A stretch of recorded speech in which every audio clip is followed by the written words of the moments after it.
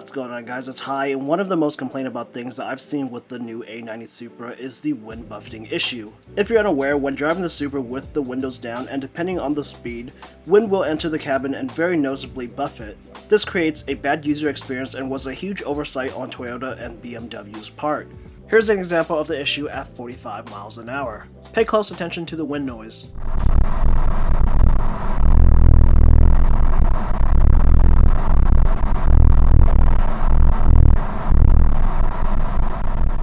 Because this is such a prominent issue, a few different companies have introduced solutions that basically revolve around the same concept, and that is to stick something on the side mirror plates to deflect the oncoming wind.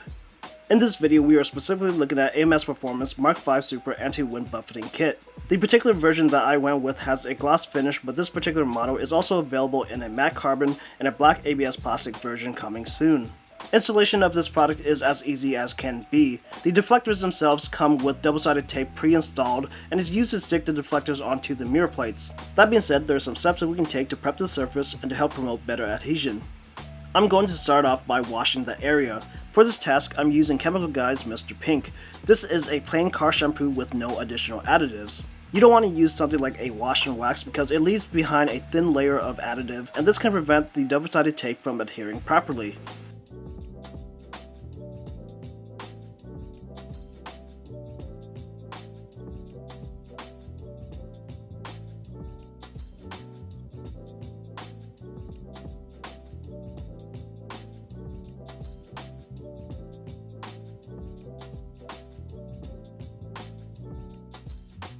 Next, I'm going to do a chemical decontamination by using Adam's Iron Remover.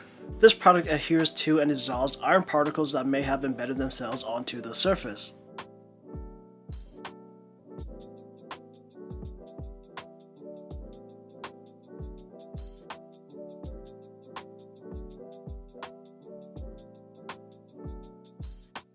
Next, I'm going to mechanically decontaminate the surface with Meguiar's Professional Clay Bar and Mirror Glaze Final Inspection. This process will pick up any remaining contaminants that may be on the surface.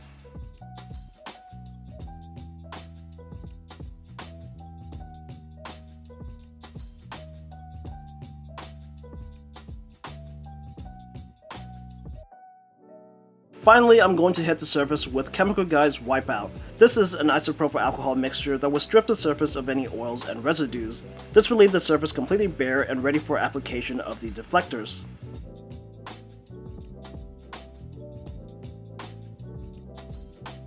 Now, I know some of you may be watching this video and think that I really went the extra mile in preparing the surface. Some people may just stick the deflectors on and call it a day. You can very well do that, but the main thing that I want to point out is that because the deflectors are something that we're going to stick on and will likely not be taken off anytime soon, anything that's on the mirror plate surface will be trapped under the deflectors. They will be protected from any cleaning and, depending on the contaminant, can spread and possibly cause damage.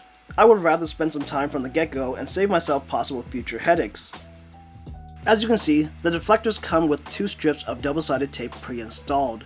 I went ahead and added my own tape to create a solid barrier. Without this, there were noticeable gaps where contaminants could seep in and completely defeat the purpose of all the prep that I previously did. You may think that I'm exaggerating, but take a look at this picture of my rear spoiler during the pollen season. It's completely caked all around the edges. Had I not completely sealed off the edges, all of that would be sitting between the tape inside the spoiler. So for the wind deflectors, I came up with this. The contaminants will still be able to sit along the outer edges, but so can water, and that can potentially push the contaminants out rather than having a chunk of empty space in the middle where everything can collect. Prior to sticking the deflectors onto the mirror plates, peel off a small section of the tape's backing. Crease the backing so that it hangs over the side. Doing this will allow us to position the deflectors without them fully sticking in place, but still be able to remove the backing once everything is positioned. When you're happy with the deflector's position, slowly peel off the rest of the tape's backing and apply firm pressure to all the taped surfaces.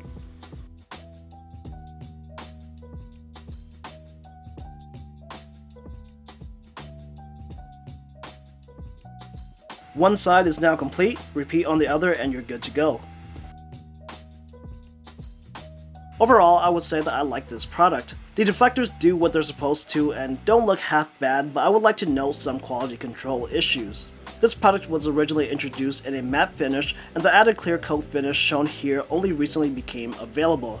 The clear coat on my deflectors look pretty good for the most part, but there are some inconsistencies. This is mainly on the edges where some sections don't even have clear coat and there's some apparent pitting. Again, this is on the edge where no one will see, so I don't really mind. However, after installation, I noticed that there were some white lines on the driver's side deflector. I'm not going to say that it is, but upon closer inspection, it looks like there's a big white water spot about 1.5 inches wide. This spot is definitely under the clear coat and cannot be cleaned off. I have no idea how I missed this, and it kind of sucks. It's just one of those things that once you know that it's there, you'll never unsee it. At the moment, I'm currently in contact with AMS and the reseller, so hopefully they can do something to help me out. But just take my situation as a learning experience. If you are buying these AMS deflectors, make sure to fully inspect them. If you're worried about damages like I had, you may just want to skip the AMS deflectors altogether because there are other companies that produce the same thing. I hope this video has helped you out. If it did, make sure to give it a thumbs up, share it around, comment down below with any thoughts or questions you may have. Don't forget to subscribe to this channel for more content. Thanks for watching this video, and I'll see you guys in the next one.